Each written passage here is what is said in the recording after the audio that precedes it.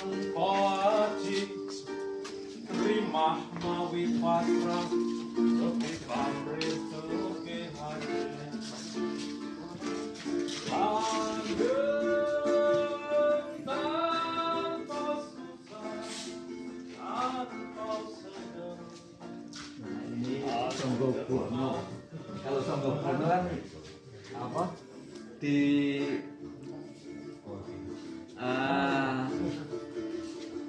bangunan di Solo yang aku ambil namanya Sanggabono yang menyangga alam semesta. Konsepnya itu bangunan itu keraton itu menyangga alam semesta. Kalau ini saya menggambarkan Hamangkubuwono. Hamangkubuwono yang kita tahu kan nama sultan. Tapi aku gambar bahwa Hamangkubuwono itu mempunyai tanggung jawab keseimbangan alam semesta. Nah ini tarian semesta. Tarian semesta itu dalam dunia spiritual sangat biasa dibicarakan semacam tarian siwa, atau dalam dunia tradisi keraton itu Bedoyo Ketawang, tarian langit. Saya terinspirasi dengan tarian langit itu, tarian semesta. Kalau ini Kondo Buwono. Kondo Buwono itu ini nama istilah dalang Kondo Buwono itu dalang ruwat. Itu khas Solo. Kalau Jogja itu namanya dalang ruwat itu namanya Purwosejati. Kondo Buwono itu yang menarik bagi saya itu kata-kata Buwono. Kondo itu guru. Artinya guru yang mempunyai pengetahuan kesemestaan. Jadi dalang ruwat itu juga pengetahuannya untuk meruwat itu dia tahu kesemestaan. Yang ini meditasi piramida. Saya dapat sengat itu ketika saya hening di Gunung Tidar, dapat pola meditasi dengan struktur piramid dalam membayangkan piramid. Selain membayangkan juga titik itu dikembangkan terus piramid semuanya itu. Aku dapat itu istilahnya ya kalau Jawa kayak loh macam ini karena piramid itu selalu terkait, kalau dalam narasi yang selalu terkait dengan Sirius, bintang yang itu dianggap sebagai asal muasal. Saya selalu masuk tiga bintang selalu Sirius. Ini konsep tentang ningrat. Ningrat kita kan sangat familiar, akrab dengan kata ningrat itu. Tapi itu apa? Itu jarang sekali orang berpikir. Taunya ningrat itu keluarga bangsa itu ningrat. Tetapi saya tertarik dari kata-kata ratnya itu, ningrat itu. Biasa yang saya mempunyai kesukaan meditasi. Jadi keheningan itu untuk aku eksplorasi.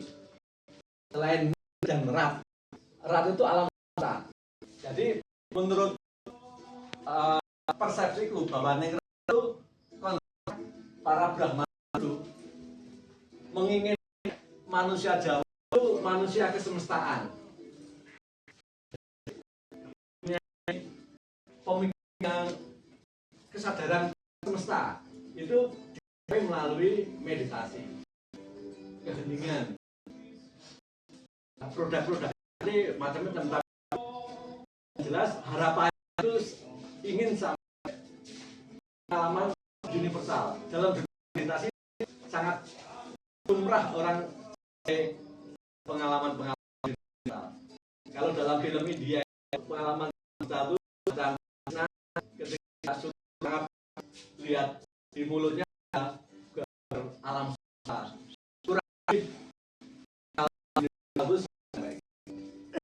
Selain pengalaman digital juga di Ningrat itu dalam tradisi Jawa bahwa manusia itu terkoneksi dengan seluruh alam semesta. Itu dengan konsep yoga. Yoga itu artinya keterhubungan, bahwa manusia itu terhubung dengan seluruh planet dan seluruh materi. Dalam dunia Jawa ada jagat cilik dan jagat besar. Di dalam diri manusia itu juga aneka materi itu saling terkoneksi. Bagaimana alam semesta itu juga saling terkoneksi. Di Ningrat itu konsepsi unity Tuhan itu utama tentang kesemestaan. Kesemestaan juga kesatuan materi. Itu satu kesatuan. Yang ini walaupun kecil tapi bagi saya ini cukup menarik. Ini namanya Triwikrama. Triwikrama itu Wikram itu melangkah. Triwikrama itu melangkah 3 alam. Kalau dalam dunia wayang untuk memvisualisasikan melangkah 3 alam itu sebetulnya ini pengalaman meditatif, pengalaman keheningan, sampai pengalaman tersebut sampai melampaui pengalaman 3 alam. Itu yang disebut Triwikrama. Triwikrama dalam wayang itu disimbolkan dengan bentuk rasa, karena rasa itu yang susah, yang luar biasa. Orang kalau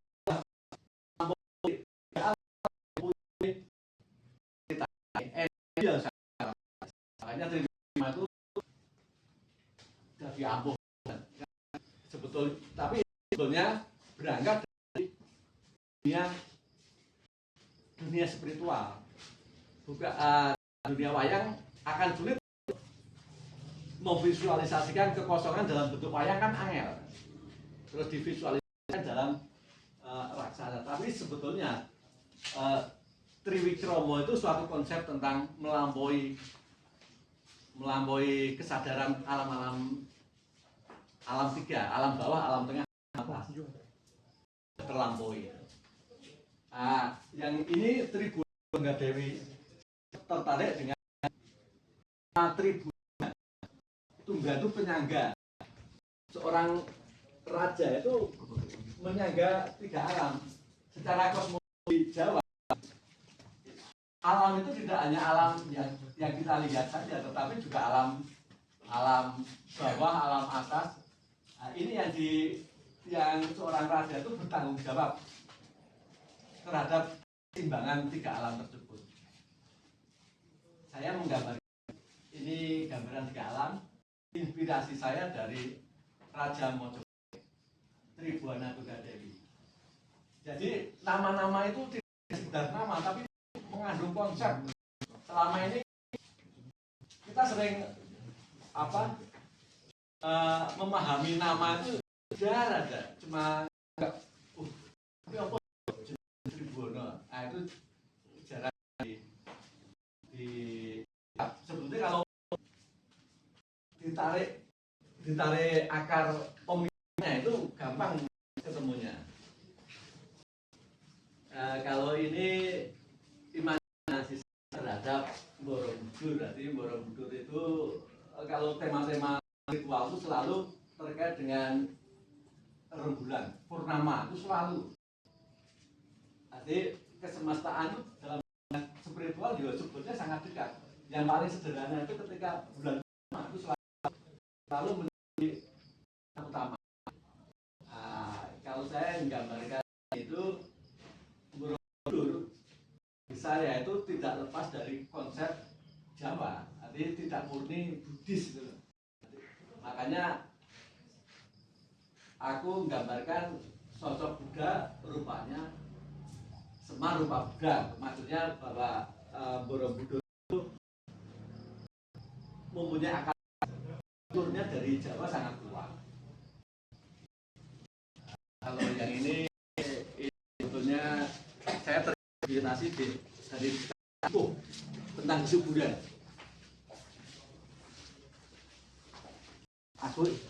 Karena kesuburan itu bagi dalam dunia tradisi itu penting sekali.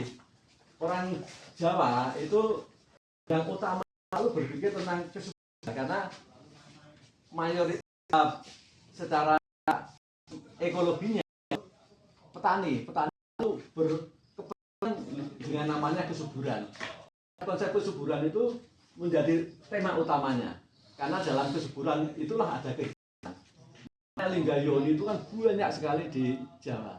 Itu sebetulnya konsepnya tentang kesuburan. Nah, ini juga tema-tema di Candi Subuh. Ini Bapak Angkoso, Ibu Bumi Angkoso. Konsep Jawa itu membuat imbang antara waras dan lintas dan lintas itu dan tidak berpikir mana yang nomor satu, mana yang nomor dua, tapi harus seimbang. Bapak Angkoso, Ibu Bumi itu dua-duanya balancing penting. Dalam diri itu dalam tradisi. Ini saya selalu mengkaitkan dengan bulan purnama. Dalam bulan purnama itu semua energi itu lebih naik. Nah, ini melayang juga ini bulan purnama. Nah, purnama kita melayang-layang. Ini bidadari itu saya gambarkan dengan konsep bidadari itu dalam dunia tradisi, artinya cahaya, itu cahaya. Orang ketemu sosok malaikat atau bidadari itu dengan meditasi itu akan dapat pengetahuan cahaya. Maksudnya pengetahuan cahaya itu kecepatan pikir cepat sekali. Apapun cepat. Dalam yang kita umum menjadi